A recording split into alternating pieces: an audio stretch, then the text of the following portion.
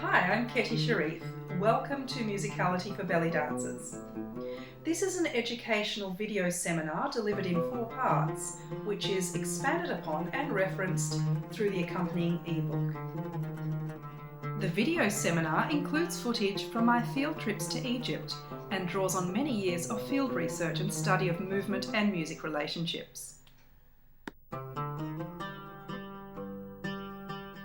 My aim is to provide a resource that encourages and educates dancers to understand more about the musicality that drives their dancing. Music and movement relationships really are the foundation of belly dance.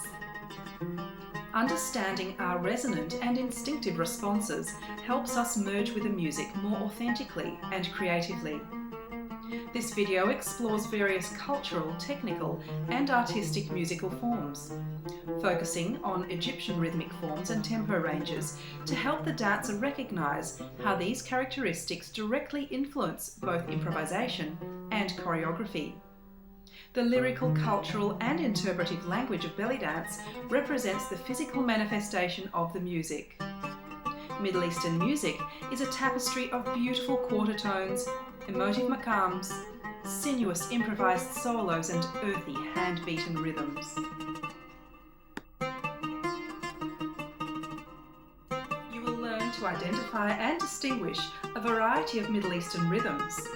You'll also learn more about various modes of melody and creating the music, like the makam, the takt, the tarab and taksim.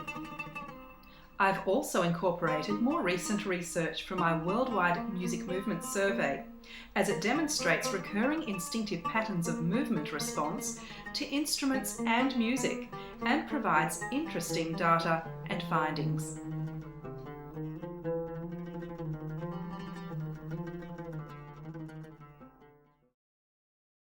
The foundational core of Musicality for Belly Dancers is understanding Arabic instruments, how they're played, and what music they create. Knowing a little about the cultural stories associated with the instruments, the dancer gains an awareness of the ethos surrounding the folklore and traditions of that instrument. Arabic instruments can basically be divided into 3 categories. The chordophones, which are the string instruments, the aerophones, which are the wind instruments, and of course, the percussions. They evolved from ancient civilizations in the region and were enhanced to adapt to a broader general unified type of music. We begin with an overview of the main instruments used in primarily Egyptian, but also other Middle Eastern music such as Turkish, Iranian, and the instruments of the Levant.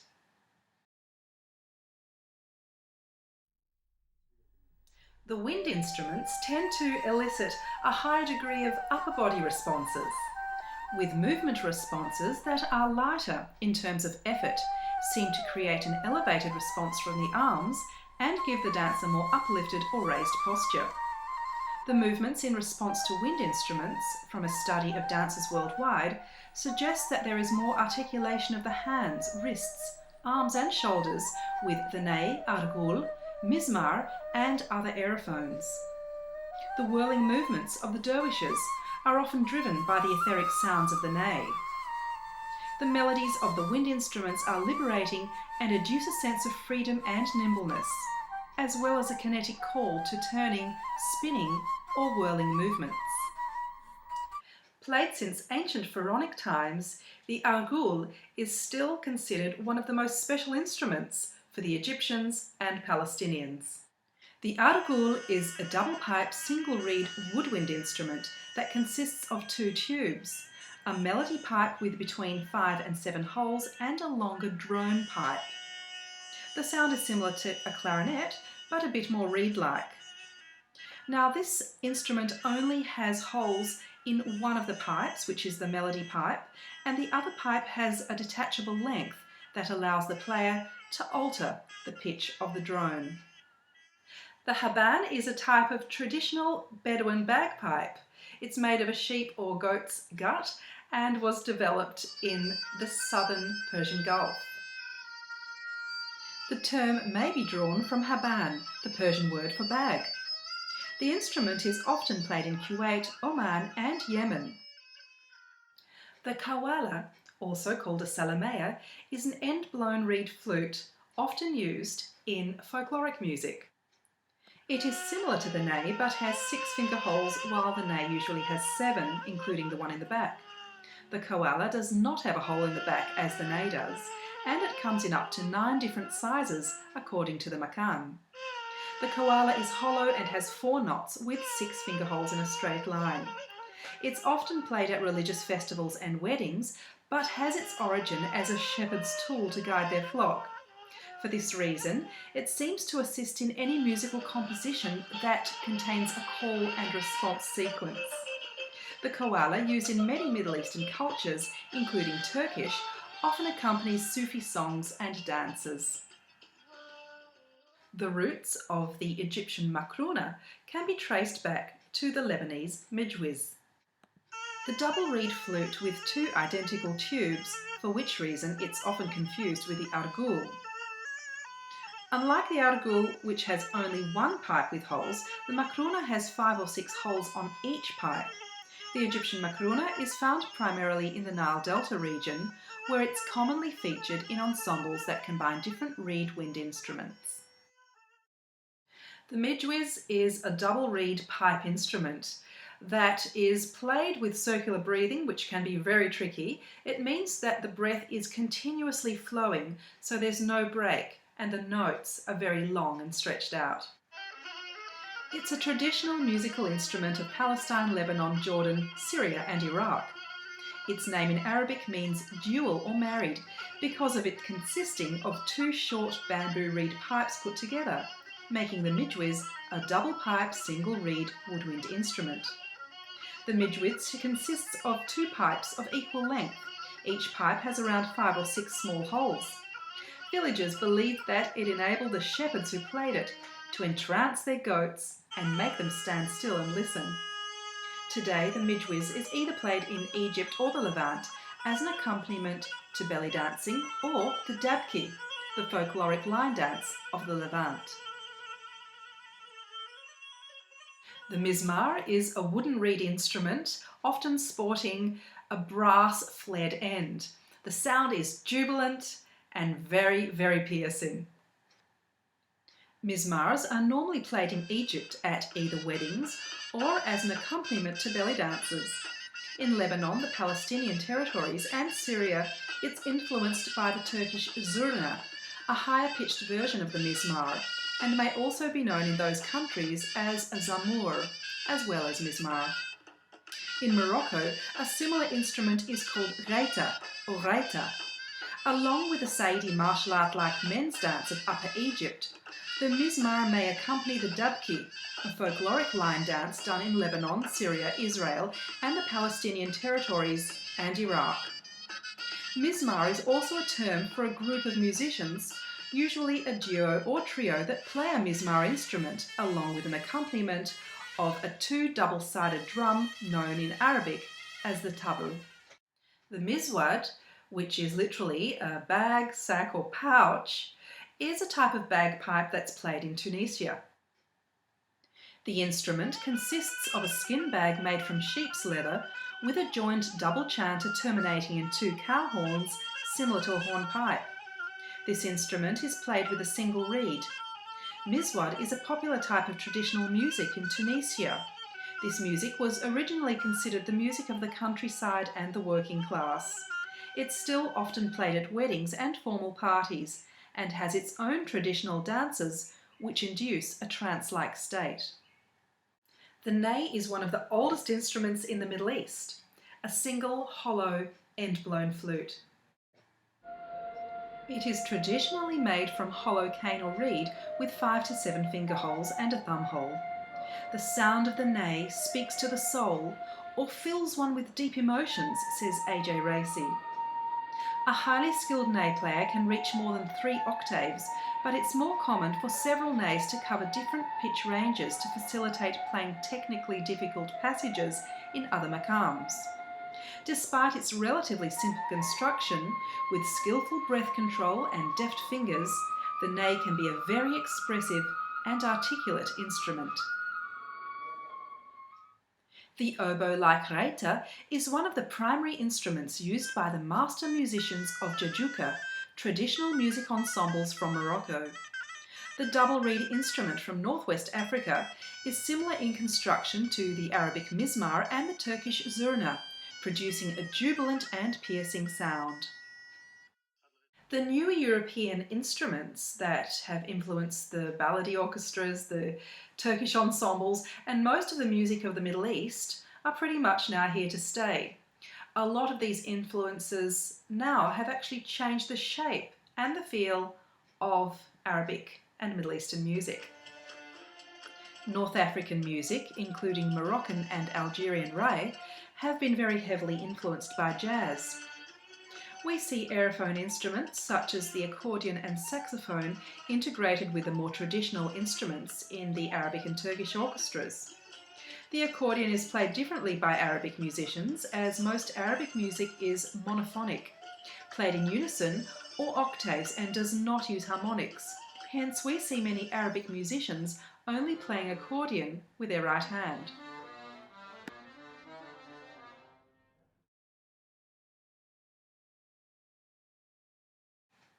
When dancers participated in the musical study, the movements elicited by the two chordophones, the oud and the qanun, created these kind of responses. A vibrating motion of the hips and torso when the instrument was strummed briskly, and the dancer responded with more rolling, rounded torso movements like figure eights when the notes were more spacious and the instruments plucked more slowly. The baglama, a stringed instrument from Turkey, made its way all around the Mediterranean and also to Asia. It's also known as a saz. Instruments resembling today's baglama have been found in archaeological excavations of Sumerian and Hittite sites in Anatolia. Like the Western lute and the Middle Eastern oud, it has a deep round back but a much longer neck. It can be played with a plectrum or finger-picking style known as shelpe. The bouzouki from Asia Minor is a popular instrument we normally associate with the Greeks. It quickly became a very popular and central instrument to the rebetika genre. A mainstay of modern Greek music, the front of the body is flat and is usually heavily inlaid with mother of pearl. The instrument is played with a plectrum and has a sharp metallic sound reminiscent of a mandolin, but is pitched lower. There are two main types of bouzouki. The tricordo, three-course, has 3 pairs of strings known as courses, and the tetracorda is a 4-course with 4 pairs of strings. The Arabic bouzuk is a long-necked fretted lute. This lute often comes from Jordan and Syria. Unlike the short-necked unfretted oud, the bouzuk has a longer neck, smaller body and frets tied to the neck, which can be moved to produce the microtonal intervals used in the many maqamat or musical modes. Typically, it's furnished with 2 courses of metal strings which are played with a plectrum, offering a metallic yet lyrical resonance. Some instruments have 3 courses and up to 7 strings in total. The European violin is also known as a kemenge or kaman in Arabic. In the mid-19th century, it replaced the traditional rababa, which was known as their fiddle, although some tact bands do prefer the sound of the rababa, particularly the more folkloric ones. As a fretless instrument, the violin or kemenge can produce all sorts of shades of intonation of the Arabic maqam. Although various tunings are used, the traditional Arab tuning is in fourths and fifths, which are G third, D fourth, G fourth, D fifth, the melancholy tones.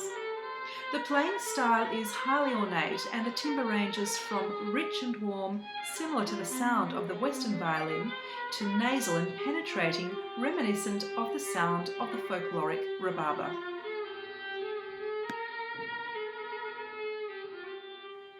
In the Middle East, the oud is called Amir al-Tarab, the Prince of Ecstasy. The oud is a stringed Arabic instrument with a timber pear-shaped bowl as its body and a short neck that bends back at right angles. It has no frets, so it's ideal for playing the many subtly different pitches used in Arabic music, and is plucked and strummed with either the fingernails or with a long thin plectrum called a risha. Arabic ouds are normally larger than their Turkish counterpart, producing a fuller and deeper sound, whereas the sound of the Turkish oud is more taut and shrill. This is because the Turkish oud is tuned higher than the Arabic. The Turkic peoples had an instrument called the kopuz that was very similar and was thought to have had magical powers, hence it was brought to wars and also used in military bands. The oud has a particularly long tradition in Iraq with the adage, "In its music lies the country's soul." Known as the master instrument, literally meaning the law, the qanun hails from the pharaonic harp. It is a large, narrow, trapezoidal soundboard made of wood, typically walnut, rosewood or ebony, with horsehair strings. The strings are stretched over a single bridge which sits over fish skins on one end and is attached to tuning pegs on the other. It measures almost a metre in length and has more than 70 strings. The qanun is laid across the lap or on a stand and is plucked with 2 picks with both hands. With so many strings, the qanun's tunings rely on intricate mathematics. Mustafa Gadalla, the author of Egyptian Rhythm, believes that the qanun's tuning preserves an ancient Egyptian mathematical principle based on the laws of harmonics and sacred geometry. On the modern Arab qanun, there are 2 to 5 levers for every string in triples.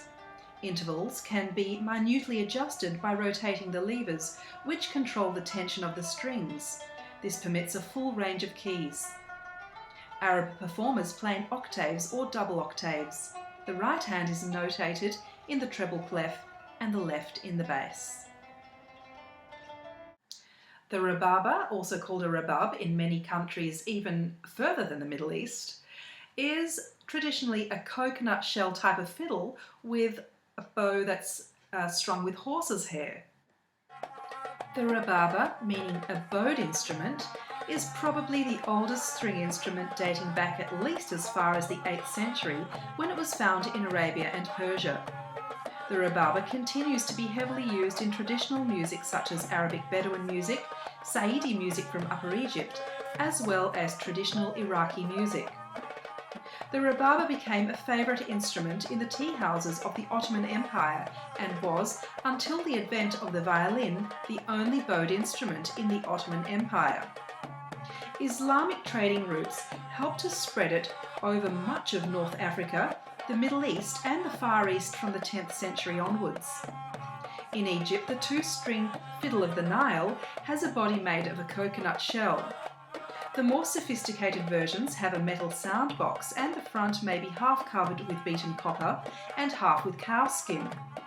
The Iraqi version of the instrument, a jawza or joza, has 4 strings. There is also a bowed instrument in Persian music named kamanche with similar shape and structure. The term saz refers to a family of plucked string instruments, long-necked lutes used in Ottoman classical music, Turkish folk music, Iranian, Azerbaijani, Kurdish, Assyrian, Armenian, and Syrian music. It's also used in parts of Iraq and the Balkans. So this instrument has truly spread far and wide. In Haft Jam by Fazuli, the tambour is beautifully described in the following manner. Singer, show a heartfelt affection to the tambour. Open a door for it with a key of respect. Through opened door will inspiration come, and souls will flourish in happiness. Tambours have been present in Mesopotamia since the Akkadian era, or the 3rd millennium BC. Playing the tambour was common at least by the late Parthian era and Sassanid period, and the word tambour is found in Middle Persian and Parthian language texts. This image depicts Iranian women playing the ney, tanbur and santur from Isfahan. The Iranian tanbur has a narrow pear-shaped body, normally made with 7 to 10 separate ribs. It's normally made of mulberry wood and often has patterned holes burnt into it. The long neck is separate and has 3 metal strings. The first course are normally a double and played with a unique technique of 3 fingers of the right hand. The Iranian tanbur is associated with the Kurdish Sufi music of Western Iran.